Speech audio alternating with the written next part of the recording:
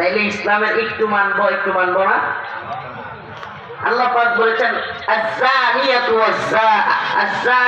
ওয়াজ-যানি ফাজলিদু কুল্লা ওয়াহিদিন মিনহুমা মিআতা জালদা।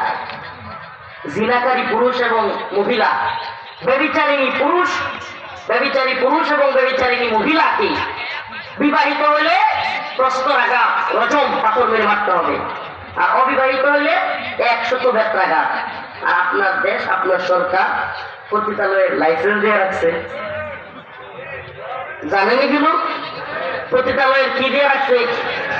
আল্লাহ কয় হারাম, সরকার কয় হালাল। আল্লাহ বলছে মদ হারাম, সরকার কয় হালাল। বললাম হুজুর, সরকার তো কখনো হালাল বলে নাই। আমি বলতে চাই হারাম শব্দের বাংলা অর্থ কি? বৈধ। মাশাআল্লাহ, বাংলাদেশের মদের লাইসেন্স বৈধ না অবৈধ? বৈধ। না জানি না, কথা বলি না, জানে খেলা, আপনারা জানেন না। মদের লাইসেন্স পতিতালয় বৈধ। সুদের ব্যাংক, অথচ আল্লাহ পাকের কাছে সুদ কত ঘৃণ্য। আল্লাহ পাক বলেছেন যারা সুদের কারবারের সাথে জড়িত তারা যেন আল্লাহ এবং তার রাসূলের সাথে যুদ্ধে লিপ্ত।